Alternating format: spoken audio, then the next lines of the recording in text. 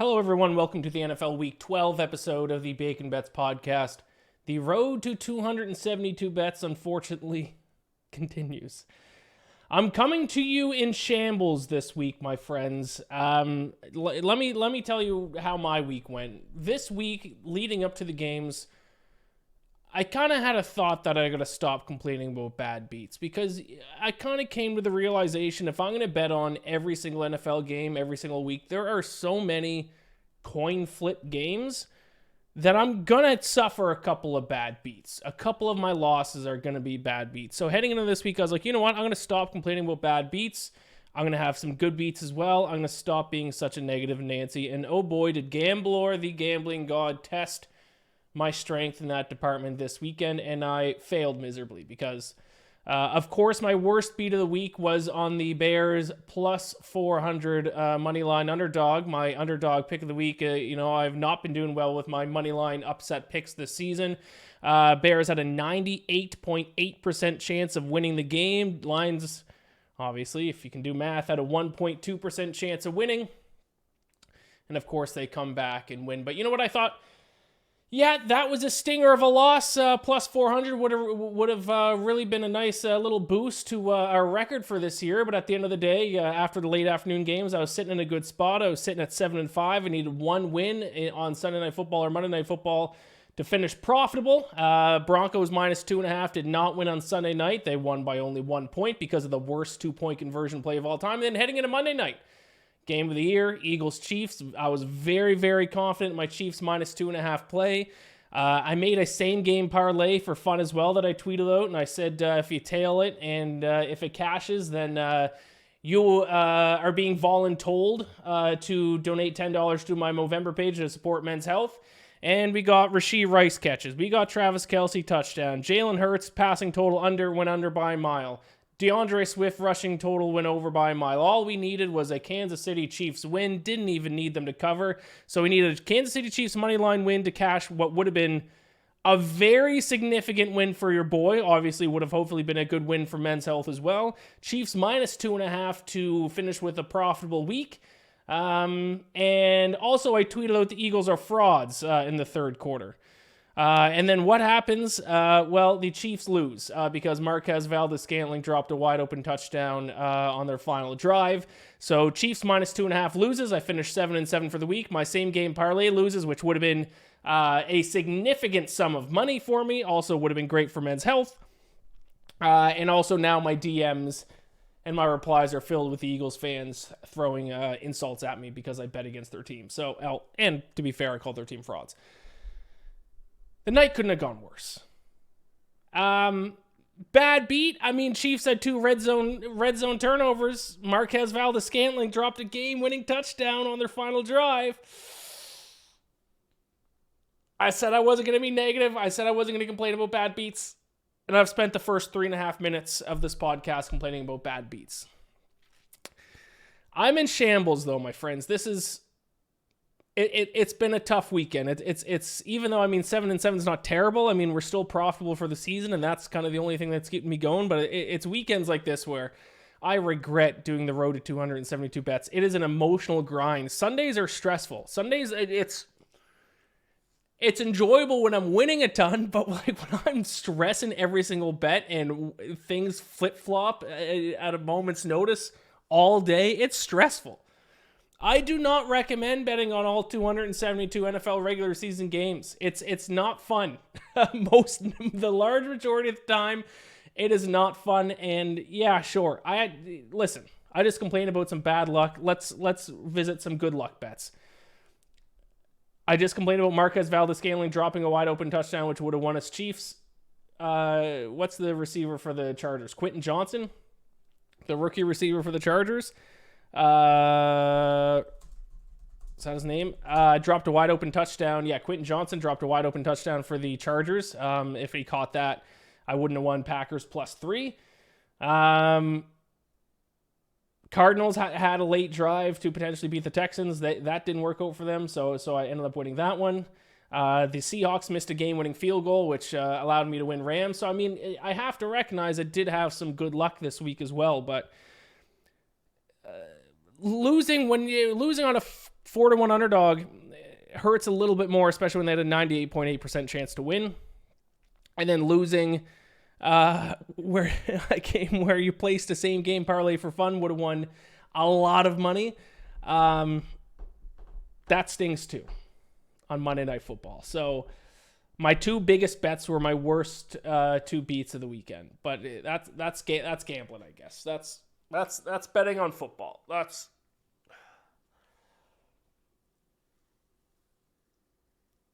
The road to 272 bets is not for the faint of heart. This is borderline not enjoyable. But we march on, my friends. It is Thanksgiving week. It is the best week of the NFL regular season. Let's try to get on the winning side of things. Let's go. I do, obviously, if you're watching this on YouTube, you see my beautiful mustache. It is coming in quite well, if I do say so myself. So I am going to encourage you all, if you haven't already, and thank you to all who have. I see the names of the people who have been donating. Thank you all so much for those of you who have. But if you haven't yet, I do encourage you. We got 9 days left this month to donate to my Movember page, raising money for men's health. My goal was to raise $1,000. We are currently sitting at $645, so we're creeping up there. Anything helps. If you can donate $5, then that's as much appreciated as anything else. I know money's probably tight for a lot of people. If you can donate even just a little tiny bit, that goes a long way. So, and who knows? I might keep this mustache after November. We'll see. But it hasn't brought me good luck. I'll tell you that. It has not brought me good luck from a gambling standpoint. So what is with people? See, this is part of the issue of recording Monday night right after Monday Night Football. I liked Eagles fans. I was cheering for them last year all throughout the season. I was cheering for them in playoffs. I went to an Eagles game and bought a jersey. What is it like when you bet against, or I guess to be fair, I did call them frauds, the personal insults come? Why don't you just insult my picks or the Falcons, or why do you always gotta, my mentions or just my DMs and mentions are just personal insult after personal insult? A lot of people call me fat. I'm trying to fix it. My friends. That's what I get for coming after Philly fans. To be honest, I probably deserve it.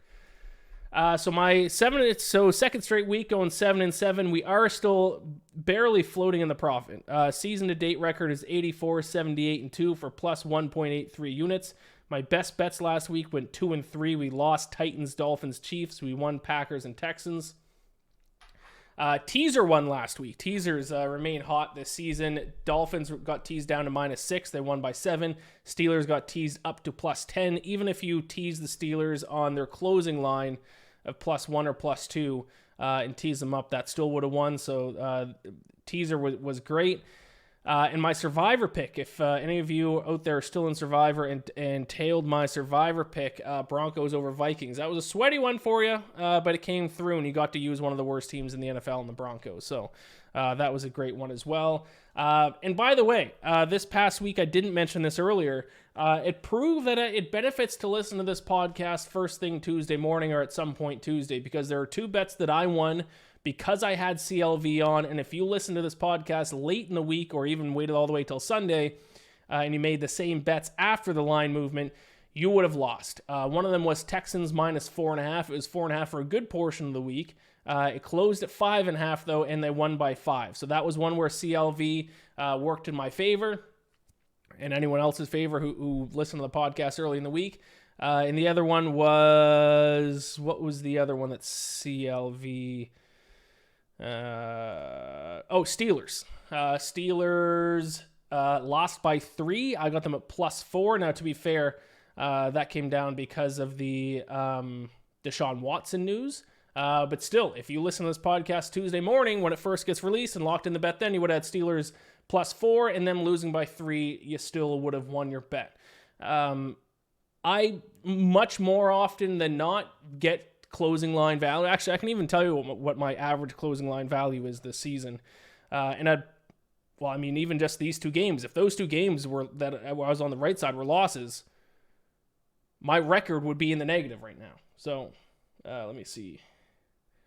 I'm averaging 1% of CLV per game this season,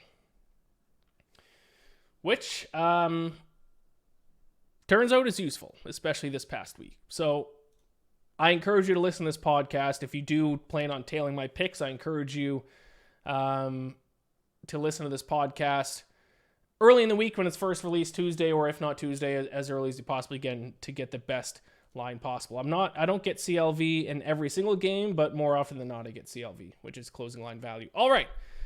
I've talked enough. It is time for me to somehow move past this week, which was full of heartbreak. I'm going to try my very best in the weeks to come to not complain. I know I broke my first rule of not complaining and not being negative immediately. I can handle normal bad beats moving forward. I can't handle another plus 400 losing when they're a 98.8% chance of winning, and I can't handle another loss like the Chiefs where I would have won so much money on that same game parlay and also would have had a winning record for the week and also would have hopefully raised more money for Men's Health. So I'm in shambles.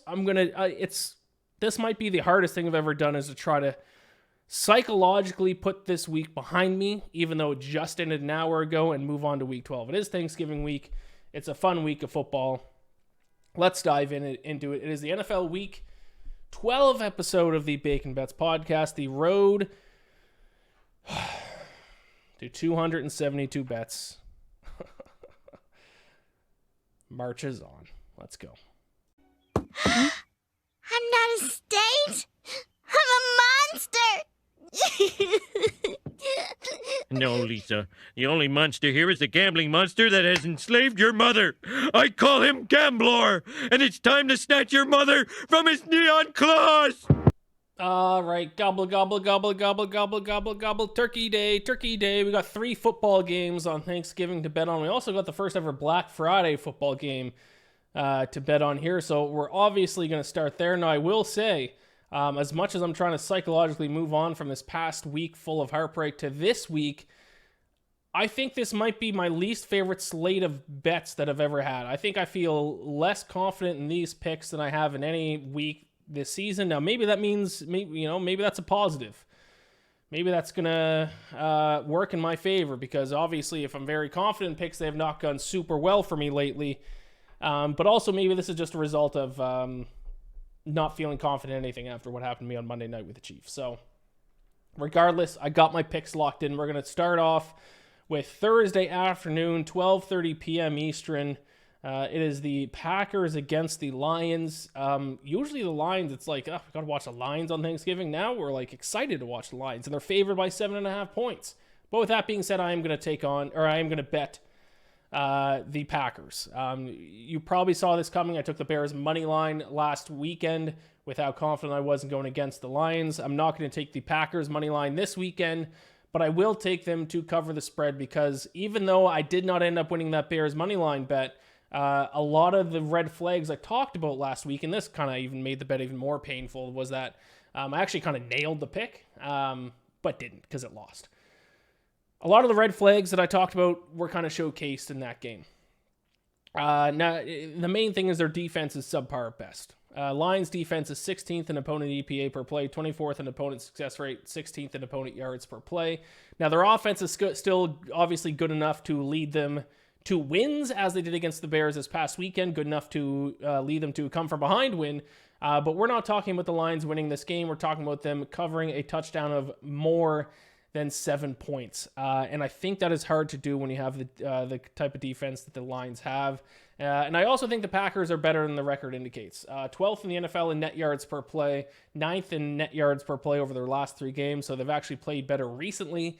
And it should concern Lions fans that they rank 9th in opponent yards per pass attempt. Their secondary has been very stingy.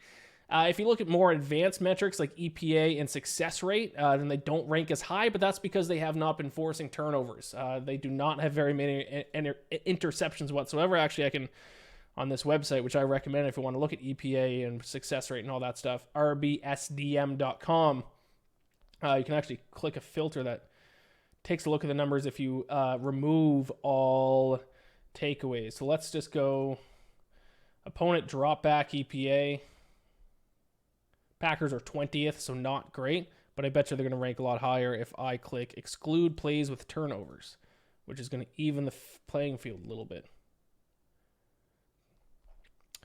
So now exclude plays with turnovers. We're going to look at drop back EPA, and the Packers move from 20th up to 14th. So still not top 10, but still that is why when you look at some of those advanced metrics, they don't look as good as they might normally just because they haven't forced many turnovers. But if you look at straightforward stats like opponent yards per pass attempt, they do rank inside the top 10. As I said, they're ninth in opponent yards per pass attempt. So if they can slow down Jared Goff and the passing offense of the Lions, I think their offense is going to be able to do enough against the Lions defense to keep this game within a touchdown on Thanksgiving afternoon. So I'll take the Packers plus 7.5 in the first game on Thanksgiving. By the way, I set the line at Lions minus 6.5. So I think we're getting a point of value, but obviously not all points are created equal. 1 point of value between 6.5 to 7.5 is big because it crosses the key number of 7. So if something changes between now and Thursday and it gets down to 6.5, you may want to look a different direction. Or if it even gets to like 6, then maybe actually the value might be on the Lions. But the current mark right now of 7.5, I like the Packers at that number. Commanders. Oh, I didn't put up the graphic. If you're watching this on YouTube, there you go. Boom. Packers plus 7.5, minus 110. Cowboys and Commanders. I've been fading the Commanders all season. I should have went with a Giants underdog money line this past week. I picked the wrong long underdog. I did take Giants plus the points, though, because I've been fading this Commanders team, and that's exactly what I'm going to do this week and take the Cowboys minus 10.5. Now, the Cowboys, it's weird because the Cowboys seem like they play the worst teams in the NFL on a weekly basis. They must have had, maybe I can look this up. I think I looked this up last week actually as well. Easiest schedule NFL so far. It feels like the Cowboys are playing just nonstop trash teams every single week. Tankathon. That's left, but what about so far? I mean, left, they have they have the second most difficult schedule remaining because after this week, they have the Eagles, Lions, Seahawks, Dolphins, and Bills. So they have just backloaded their schedule. I'm not going to look any further, but anecdotally, it seems like the Cowboys play a lot of easy teams so far this season, and they've beat up on those easy teams. And actually, I've taken the Cowboys off my fraud list because the Cowboys actually have played a lot better the past probably 5, 6, 7 weeks. Actually tied with the 49ers in the NFL for net yards per play over their last 3 games, a plus 2.5. So I like the Cowboys this week. I think they can just demolish this Commanders defense. Commanders defense, 29th in opponent EPA per play, 28th in opponent yards per play. Also 30th in opponent EPA per dropback, 28th in opponent yards per pass attempt. So the Cowboys are going to be able to do what they want, I think, offensively against this Commanders defense, and I don't think the Commanders offense has enough firepower to keep up. So it's a chalky play, but I will take the Cowboys. Minus 10.5, I got it at minus 112 for the juice. Moving on, it is the Thursday night game, the Thanksgiving night game. It is an NFC West battle between the 49ers and the Seahawks. And I'm going to go as the square play here again. I mean, maybe it's a square play, but I'm going to take the 49ers minus 6.5, minus 110 on the road in Seattle.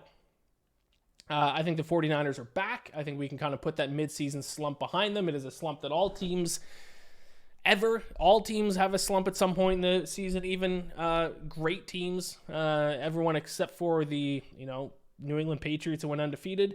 Most teams have a slump at some point in the season. The 49ers have had their slump and they've moved past it. I think if you were to ask me right now who is the best team in the NFL, I think it's the San Francisco 49ers. They are the most complete team.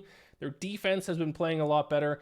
Their offense leads the NFL in EPA per play, and their defense is 5th in opponent EPA per play.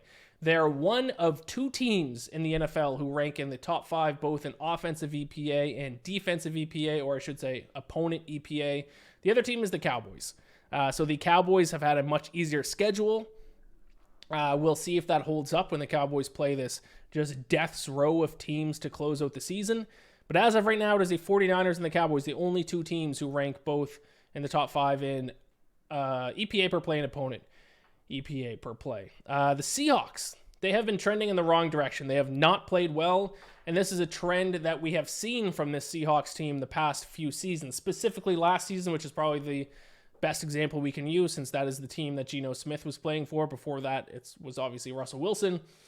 But it might be a Pete Carroll thing. Specifically last season, 3-5 down the stretch they went last season. They are much better in the first half of the year than they were in the second half. And we're seeing a very similar thing this year as well. They're actually 25th in the NFL in net yards per play over their last 3 games at minus 0.7. So they're trending in the wrong direction. 49ers are trending in the right direction. And I just don't think the Seahawks have enough of an answer for this 49ers team. So I will back the 49ers minus 6.5, minus 110, which brings me to Black Friday. I thought it was a night game, but it's at like 3 p.m. It's at a weird time, I think. I'm going to take the Dolphins minus 9.5 against the Jets. Now, I saw the injury report the moment it came out, or not the injury report. It was just the fact that Jets benched Zach Wilson.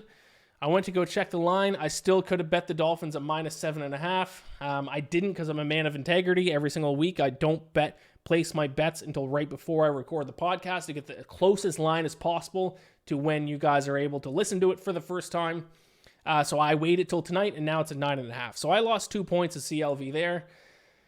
I certainly don't love the Dolphins at the minus 9.5 number, but that is the side that I have to take because the Jets offense was already the worst offense in the NFL. Last in the NFL in EPA per play, 29th in yards per play, and I certainly don't think they are better with Tim Boyle at quarterback compared to Zach Wilson. So we have arguably the worst offense in the NFL against the best offense in the NFL and the Dolphins. Although the Dolphins offense has slowed down in recent weeks, they are still an extremely good unit and not one that I want to bet against in this spot. I know they didn't cover last week, but a lot of that was turnovers, which, as you guys know, I look at as more luck than anything else. And also, the Raiders are a more competent offense than the Jets. I have no desire to bet on Tim Boyle and the Jets to keep it within 10 points of the Dolphins. If I'm wrong, I'm wrong. Hats off to the Jets. I'm not placing that bet, though. Like the Jets defense, I know the Jets defense is elite, but they might have to keep the Dolphins to like 13 points if they want to cover the spread. I don't think that's going to happen. I think if the Dolphins score 20 points, that's going to be enough to cover. I'm going very square on Thanksgiving and on Black Friday. I mean, maybe the Packers aren't. The Lions are probably going to be the more bet team. But then I'm taking heavy favorites in the Cowboys, 49ers, and Dolphins. But this reminds me of the week earlier in the season where there was like a couple games that I was like, sorry, I had Canucks and Sharks on. That just lost. To go to UCLA and Marquette and watch that in the background while I rant about these NFL games. Reminds me a couple of weeks where there's like 3 games and I was like, the stats tell me to go one way, but my gut feelings tell me to go the other way. And what happened? All 3 games went the other way. This reminds me of a very similar thing where all the stats that I can look at are telling me to bet on the 49ers, the Cowboys, and the Dolphins. And I wouldn't be shocked if it's the Commanders, the Seahawks, and the Jets all cover. And it would just rip my heart out once again. I got to trust the numbers. It's kind of like blackjack, where if you're going to hit on 16 when the dealer has a 10, and I know that's kind of a controversial thing, but like there's certain hands in blackjack where like either if you hit or you stay, like doesn't really matter. Like it's 6 one way, half a dozen the other. You got to just pick what you're going to do and then do that every single time. My version of that when it comes to betting on the NFL is I need to just trust the numbers and hope that that's going to work out for me more often than not. So I'm very chalky to start things off on Thanksgiving and on Black Friday. But that's the way it is, baby. We're going to take an early break this time. I've got the Thanksgiving and the Black Friday games out of the way. I'm going to take a quick break, and I'll be back to break down Sunday's slate in the Monday Night Football game as well. Be right back. All right, we are back. And right before I went to break, Oh, there's the pick. If you're watching on YouTube, I showed it before I talked about it. I told you I switched over to UCLA and Marquette. I have the under in this game. I can have a 3-0 sweep in the Maui Invitational on the opening day if this hits for me. I haven't seen the score yet. Last time I checked, it was working out well for me, but I kind of wish I could be listening to this broadcast because the greatest color commentator of all time is doing this game. Of course, I forgot that he does the Maui Invitational. Actually, I don't think he did it last year. Bill Walton. If you want to feel high without taking drugs, just listen to Bill Walton call a college basketball game. Stay up until 12:30 at night watching either the Maui Invitational or usually Pac-12 after dark and listen to Bill Walton. The Pac-12, when they disbanded, I hope Bill Walton gets a job somewhere. College basketball is better when Bill Walton's making the call. What do we have for a score here? 35-30 to start the second half. Wow, that they must have exploded in scoring in the first half. And then a 3-point shot right off the start. Yeah, this is, let me check the live total on this. This is trending against me. UCLA Marquette live total 140.5, and I think my bet is basically that number. 141.5. Oh, it's going to be a sweat. This will be fun to watch while I break down my NFL bets. All right, let's get back to the NFL. Like I was just talking about, the first game on Sunday that I got written up here is the Patriots against the Giants. Rematch of those two Super Bowls from about, I guess, one's a decade ago and one's over a decade ago. Crazy how time flies. I will take the Patriots -3.5, -102. I was on the Giants last week to cover, but do not let that game fool you into thinking that this Giants team is good. Certainly don't let it fool you into thinking that Tommy DeVito is a good quarterback either. And if there's any time that I'm still willing to trust Bill Belichick as a coach, it is when he is coming off a bye week against a bad rookie quarterback. This should be Bill Belichick's time to shine. Tommy DeVito should be shaking in his moon boots, getting ready to go up against this Patriots defense, and especially because actually the strength of the Patriots defense is their run defense. Fifth in opponent EPA per rush, second in opponent rush success rate, second in opponent yards per carry. So the Giants are not going to be able to run the ball. So if they want to be able to beat the Patriots or keep it within 3.5 points, they got to do it on the arm of Tommy DeVito, and I don't think he's going to do it. I will back the Patriots off the bye week, -3.5, -102. As of recording this tonight, there are -3s and -3.5s out there. You can back -3. You can still get it at that number. I'm looking at it right now. It's Caesars, but you got to lay -120 juice. I'm very confident in this play. This is one of my top 5 picks of the week. So I'm going to lay the -3.5 instead and get better juice at -102. Obviously, this is probably going to change a little bit depending on when you are listening to this. This next one, not a play I'm confident on at all here. Went from one of my favorite plays to one of my least favorite. It is Buccaneers Colts. And if you actually would have asked me if the Buccaneers and Colts had already played this season, I would have said yes. I don't know why I thought they did, but they didn't. I will take the Colts -2.5 and -110 here. I will fade the Buccaneers. The Buccaneers defense is bad. That was another bad beat I had last week. The over should have hit in Buccaneers 49ers, missed by a point. We're moving on. It is week 12. Week 11's in the past. Can't change the past. We're not going to complain about bad beats. I can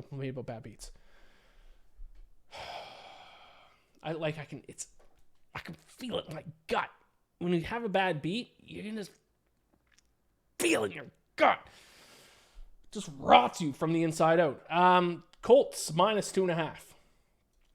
I think they can do damage against this Buccaneers defense. Buccaneers defense is 24th in opponent dropback success rate, 25th in opponent dropback EPA, 30th in opponent yards per pass attempt. The Buccaneers have been one of the worst teams in the NFL lately. They're 31st in net yards per play over their last 3 games. Only the Giants have been worse. And for some reason, I still believe in Gardner Minshew. Gardner Minshew could be Gardner. Like, he's the same quarterback in every single game. He, for some reason, looks electric. One play, but then the next play, he'll throw the worst interception you've ever seen. And I love it. To me, he's just an old school gunslinger. And I'm just going to, I just love him. I'm going to keep betting on him. I'll take the Colts -2.5 at home. Like I said, not a confident play for me, but it is one that I'm going to make. We got the Saints coming against my Falcons. The only good part of this past weekend was that I didn't have to watch my Falcons lose in embarrassing fashion again. Now they play the Saints in an absolutely pivotal game. If the Saints win this game, the NFC South, not locked up, but they're going to become significant favorites to win the NFC South. If the Falcons win this game, I think they actually take over the division lead. So this is a massive game. Desmond Ridder is back at quarterback for the Falcons. They're hosting the Saints. It's a huge rivalry. Nothing hurts my soul more when I place a bet than betting on the Saints to beat my Falcons, but I got to do it. And I'm gonna pick Saints. I got them on the money line minus 102. It's basically pick 'em. I'm gonna take the Saints at all my pick 'em pools. I'm gonna back the Saints every possible way that I can, so that when the Saints win, it softens the blow. Or if the Falcons win, I don't even care. This is one of those bets. I don't care if I lose. This is an emo hedge of all emo hedges. But at the end of the day, I do think the Saints win this game. I think they should be favored by 2.5 points. The Falcons, even though some of their metrics aren't that bad, I mean, like they're 13th in the NFL in net yards per play. They find ways to shoot themselves in the foot on a weekly basis. I don't know what Arthur Smith is doing. His offensive system is one of the worst I've ever seen. He refuses to give his best players the ball. Instead, he gives the ball to Jonnu Smith in as many different ways as possible. The feature of his offense is his backup tight end. He uses everyone else as a decoy. I don't know why he would do that, but he continues to do it. I can't bet on the Falcons. I don't think I'm going to be betting on the Falcons again for the rest of the season. I don't think I can do it. This Falcons offense now has to face what some might say is an elite, if not an elite, they're a borderline elite defense. They're top 6 in opponent EPA per play and opponent success rate. They're going to be overwhelmed by the Saints defense, and the Saints offense will do enough to win this game. Like I said, I'm more than willing to lose this bet, but I don't think I will. Give me Saints minus 102 against my Falcons. First total bet of the week here. Panthers, Titans, I'm going to go over 37. I did kind of like the Titans in this spot, but after looking at it closely and after seeing that the total is only at 37, I think you got to take the over here. And I do think I'm on one other over, but I think we might see a little bit of regression. I think the sports books unders have been hitting at such a high rate. You can tell just looking at the totals that sports books are correcting for that fact. And now I think we're going to see a little bit of regression the other way. If you like betting on overs, I think this is the week to start doing it. And especially one that has a total in the mid-30s with two bad defenses. I know neither the Panthers or the Titans' offense is anything to write home about, but their defense stinks too. So if a total's at 37, I need at least one of the two defenses in the game to be elite, and we do not have that here. In fact, the Panthers are the worst run defense in the NFL, dead last in opponent rush success rate, dead last in opponent EPA per rush. And now they take on a Titans offense that we know runs the ball a lot and still runs the ball relatively effectively. Not as well as they did the past few years, but still they're a decent running team. They should be able to run the ball all over the Panthers. And they take on a Titans defense that is 31st in the NFL in opponent EPA per play and 22nd in opponent success rate. So two bad defenses. The total's only at 37. I mean, come on. We do not need that many points to go over a total of 37. I will take Panthers, Titans over 37. Steelers, Bengals. Look at me for the second week in a row betting on the Pittsburgh Steelers, but that's exactly what I'm going to do. I am shocked they're only a 1.5 point favorite against a Jake Browning-led Bengals. Why? The Bengals were a bad team with Joe Burrow, and now they have Jake Browning. He is still going to start for them, right? Did I miss news? Yeah, no. Bengals are 31st in the NFL in net yards per play at minus 1.3. That is largely due to their defense. Their defense is 25th in opponent EPA per play, 30th in opponent success rate, 31st in opponent yards per play. They could still win games when he had Joe Burrow quarterback, because even though your defense was terrible, Joe Burrow could lead their offense to score enough points to overcome that.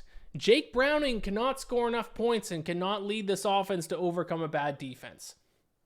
I think the Bengals are going to look bad these next few weeks. Bad. I'm not a Steelers guy. You know this. I think they're fraudulent. I think that they're not a good football team whatsoever. But I don't think the Bengals are going to score. And I think the Bengals defense is bad enough that the Steelers might actually have their best offensive performance of the season. So I will take the Steelers minus 1.5 at minus 102 odds against the Bengals. Texans, Jaguars. I will take, this is not my money line upset pick of the week, but it is a small money line upset. I'll take the Texans at home plus 105 against the Jaguars. The Jaguars are a very difficult team to handicap because they are a roller coaster from a metric standpoint. 1 week, they lose by a ton, and their metrics are terrible. They like get their ass kicked by every single metric you want to look at. The next week they win, and their metrics are solid. I don't know what to think of this Jaguars team. I'm going to keep betting against them because still overall their full season numbers are not good. They're 23rd in the NFL in net yards per play at minus 0.4. Now they hit the road to take on a Texans team that they already lost to 37-17 earlier this season at home. And also it wasn't just the score. The Texans outgained them 6.5 yards per play to 5.9 yards per play. So I think the Texans are actually a better overall team than the Jaguars, to be honest. I actually think the Texans should be small favorites in this game, but instead they're very small underdogs. So I will take the Texans on the money line at plus 105. This is my other over bet here. Up next, it is the NFC West game between the Cardinals and the Rams. I'm done betting on the Rams. We probably did not deserve that win against the Seahawks. That was one that went our way this past week. But I think they're going to be a great over team, especially against this Cardinals team, because the Rams receiving core should be able to torch this Cardinals secondary. They rank 29th in opponent EPA per dropback, 31st in dropback success rate, and 26th in opponent yards per pass attempt. So I think the Rams can do enough through the air to score points to contribute to this over. And then Kyler Murray, to his credit, has looked pretty solid in his first 2 starts since returning from injury. He has not had the rust I expected him to. And to be fair, in the past, Kyler Murray, when he does start seasons, and I should have factored this in, is usually good at the start and then gets worse as the season goes on and he gets a bit banged up. So fresh Kyler Murray is good Kyler Murray, and he looks fresh out there. This offense looks completely different with him at quarterback, and the Rams defense still not good, below average in just about every single metric. So 44.5 is the total. All of that paired with the fact I think we're going to see some regression when it comes to the over-unders in the NFL this week. I will take the over 44.5 between the Rams and the Cardinals. Broncos and... Oh, the heat just turned on. That scared the heck out of me. I hope that doesn't get picked up with the mic too much. Probably should have shut that off before I started recording, but too late. Broncos, Browns. I'm going to take the Browns plus 2.5. I know that they're starting Dorian Thompson-Robinson this game, but I simply cannot lay points on this Broncos team to go taking on this Cleveland defense. The Cleveland defense is unbelievable, and good offenses have at least been able to move the ball a bit against them. Bad offenses have looked like high school offenses against them. They have held 3 different teams to 3 points or fewer this season. They held the Steelers to 10 points. They shut out the Cardinals. I don't want to lay points on the Broncos and then watch Russell Wilson, who I tweeted this earlier. I think he's the most sackable quarterback of all time. It seems like this season, when a defender lays a pinky on Russell Wilson, he falls over. It's insane. I think the Browns are going to get after them. I think it's going to be a low-scoring game. I mean, the total's at 35.5. I think that's a perfect illustration of what this game is going to look like. So I'll take the team getting the points and trust in the Browns' defense. I think a little bit of a sell high spot on the Broncos, too, after winning 4 straight games. So I'll take the Browns plus 2.5 on the road in Denver. Now it's time for my true money line upset pick of the week. And it is the Bills plus 160. I ranted about it at the start of the podcast. I take no joy in becoming enemies with Eagles fans because I love the Eagles last season. I just did the mistake of refreshing my Twitter mentions. Guy says I have CTE. Eagles fans are the best. I liked Eagles fans last season. Not so much anymore. I say one thing about them being frauds and all of something sudden they're turning on me. I still stand by my statement that the Eagles are frauds. We can't evaluate teams based on wins and losses. If we evaluate teams based on wins and losses, then sports betting should be pretty easy. Just bet on the team that has the better record and you should be rich. And this game specifically is actually a fascinating matchup because this game is a game between a team that has played way better than the record shows and a team that has played way worse than the record shows. This is like the ultimate Ian game. This game stands for everything I believe in when evaluating teams and betting on sports. This to me is the game of my life. If this doesn't go my way, I need to reevaluate everything. Because what do I like doing? I like buying stocks and teams who I think have played way better than the record indicates, and I like selling stock on teams whose record is way worse or way better than it should be. Their metrics are way worse than the record indicates. This is what we have with the Bills and the Eagles. If I did a blind resume, and this is probably how I should have started this segment on this pick, if I didn't tell you which team was which, if I didn't tell you what record was for either team, and just listed to you the metrics of either team, you would say the Bills were the better team. Let's list a few of them. I mean, we can't do blind anymore, but here's a few of them. The Bills are 6th in the NFL in net yards per play, 3rd in the NFL in EPA per play, 12th in the NFL in opponent EPA per play. The Eagles, now I don't have updated numbers. Some of these might shift a little bit, but still, the idea still stands. Eagles are 11th in net yards per play, 5th in EPA per play, and 19th in opponent EPA per play. So net yards per play, EPA offensively, EPA defensively. Bills outrank the Eagles. Actually, who outgained who in this Eagles-Chiefs game? I think a lot of numbers were very comparable. The Chiefs outgained the Eagles 4.5 yards per play to 4.4 yards per play. So not a massive difference, but still the Eagles managed to win a game in which they got outgained by their opponents. And obviously the big difference maker was 2 red zone turnovers. This Eagles team is good. I don't want people to get it twisted. I don't want people to think that I'm saying the Eagles are a bad football team. They're not a bad football team. They're still one of the better teams in the NFL. They're not a great team, and they're not the best team. Far from it. And I think that it's time to sell your stock in the Eagles. And actually, the Eagles next 2 games are the Bills, 49ers, and Cowboys. Eagles go 0-3. You know what I'm going to do? I'm going to say it right now. I'm going to take Bills money line this week. When they win, I'm going to roll that over into 49ers money line the next week. And when they win that one, I'm going to roll that over into Cowboys money line the week after. I'm going to do it, and I'm going to get rich. That's how confident I am that the Eagles are frauds. Eagles are going to lose the next 3 straight games. They are not nearly as good as their record indicates. And outside of wins and losses, no matter what other metric you want to look at to evaluate this Eagles team, it would reflect that fact. You can come at me with, they're 9-1, they're 9-1, whatever. We can't evaluate teams based on wins and losses alone. I actually think wins and losses are a terrible way to evaluate the team. The Eagles are a good team, not great, and it's going to get shown these next 3 weeks. Mark my words, Bills plus 160 on the money line. How about that?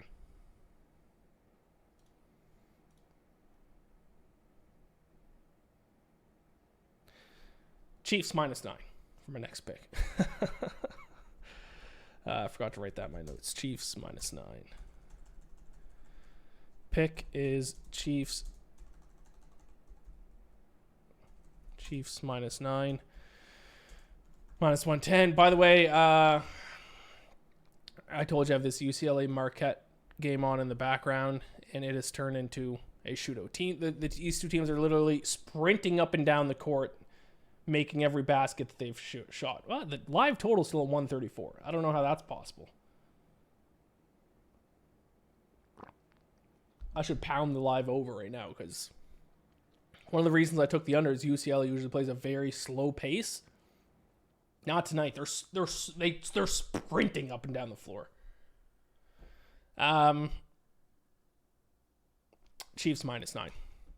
I think the Chiefs bounce back and get a big win against the Raiders. It's not necessarily, I think their offense is going to have a huge bounce back game, but their offense is tricky. It's like, I've never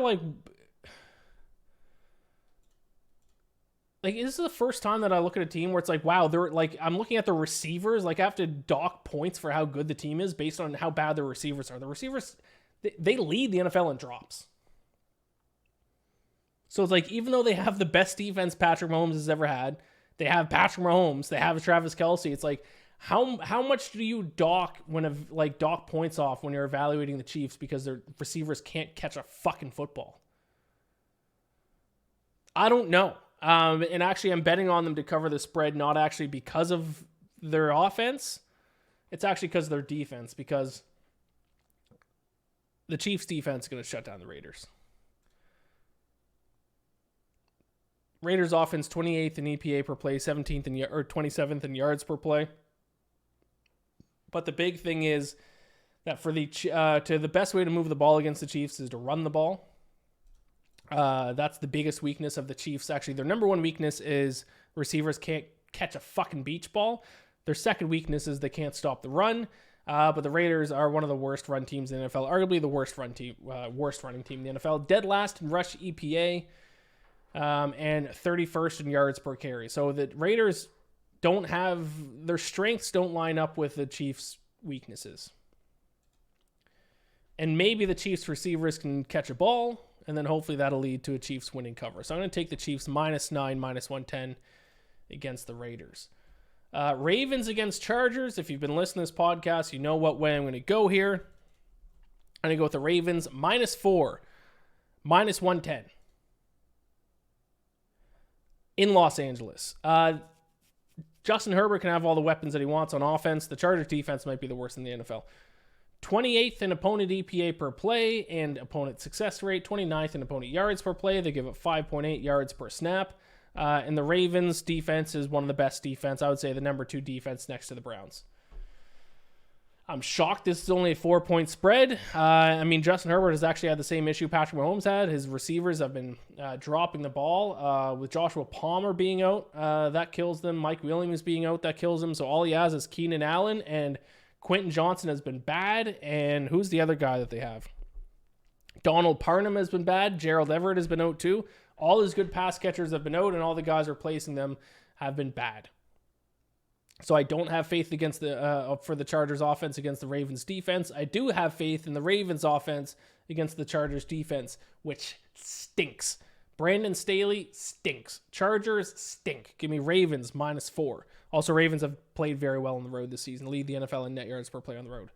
Ravens -4, -110, which brings me to Monday Night Football. This might actually get flexed out. I think this is the first Monday Night Football of the season that can get flexed out. But I will take, regardless, whenever it happens, I will take the Bears. Probably won't get flexed out because it's a hot team against a big market team. Bears +3.5 against the Vikings. Big reason why I bet on the Bears last week as well, because they are no longer the dumpster fire of the NFL. They are now a below average team, which below average is significantly better than dumpster fire. Over their last 3 games, they're 12th in the NFL in net yards per play. They actually have the same net yards per play +0.1 than the Vikings do since Joshua Dobbs took over at quarterback. The run defense remains elite. So if they can shut down the Vikings run offense, then they're going to have to try to win the game on the arm of Josh Dobbs. And maybe they can win the game. But I would not set them as 3.5-point favorites. So I will take the 3.5 points with the Chicago Bears against the Vikings on Monday Night Football. Marquette, I think, has scored like 12. I think they're on a 12-0 run. They were down 45-35, and now they're up 46-45. Ooh. I guess that's why the live under is still set to go under, because UCLA is not scoring. Yeah, still 11 minutes left, so this podcast is going to be over before this game is decided. So I guess I get to sweat it out while I edit. And then I get to go to bed at 2:30 in the morning. Love the road to 272. So fun. All right, that's it. Let me break down, or let me just recap all my picks, and then I'll give you my 5 best bets, my teaser bet, and my survivor pick for this week. Starting with Thanksgiving, we got Packers plus 7.5 against the Lions, minus 110. Let me actually just bring up my bet stamp account. That's going to make things a little easier. Cowboys minus 10.5, minus 112 against the Commanders. 49ers minus 6.5, minus 110 against the Seahawks. Dolphins minus 9.5, minus 110 against the Jets. Patriots minus 3.5, minus 102 against the Giants. Colts minus 2.5, minus 110 against the Buccaneers. Saints minus 102 against the Falcons. Panthers, Titans over 37, minus 110. Steelers minus 1.5, minus 102 against the Bengals. Houston Texans plus 105 at home to the Jaguars. Rams, Cardinals over 44.5, minus 110. Browns plus 2.5, minus 110 against the Broncos. Chiefs minus 9.5, minus 110 against the Raiders. Bills plus 160 on the money line against the Eagles. Ravens minus 4, minus 110 against the Chargers. And Bears plus 3.5, minus 110 against the Vikings. My 5 best bets are Patriots minus 3.5 against the Giants, the Saints minus 102 against the Falcons, the Steelers minus 1.5 against the Bengals, the Chiefs minus 9.5 against the Raiders, and the Bills plus 3.5 against the Eagles. Obviously, I'm on Bills money line, but for the sake of the best bets, because I'd give these out for like pick'em contest, Bills plus 3.5 as the garbage truck drives by outside. So Patriots, Saints, Steelers, Chiefs, and Bills are my best bets. My teaser, we're going to take the Chiefs down from minus 9.5 against the Raiders down to minus 3.5, and the Browns up to plus 8.5 from plus 2.5 against the Steelers. Wait, that doesn't make sense because I put Browns plus, isn't the Browns aren't playing the Steelers. Browns are playing the Broncos. That's what I meant. Right. That was a typo. So Chiefs minus 3.5 against the Raiders. Browns plus 8.5 against the Broncos. This is my 6-point teaser of the week. And for my survivor, I doubt you have used this team already this season. If you are still alive in Survivor, I'd recommend using them now. Use the New England Patriots to beat the Giants. That would be my recommendation for Survivor. I think they're going to beat up on the Giants. There you have it. This has been the NFL Week 11 episode of the Bacon Bets podcast. Rate and review the podcast if you're listening to this, the audio version. Like the video and subscribe to the YouTube channel if you're watching the video version of this. And please, if you have a couple of spare dollars, donate to my Movember page to help raise money for men's health. I will add the donation link both in the description of the video version of the podcast and the audio version of the podcast. And also, you could also just head over my Twitter page and find it on my feed there. I would appreciate very much anyone who has the means to do that. Like I said, the goal is $1,000, and I think I was at $645. So we're closing in on that, but we need a big push here in the final 9 days of the month. Thank you all so much for watching, listening. I love you all. Best of luck this week. Enjoy the holiday. American Thanksgiving. P.S.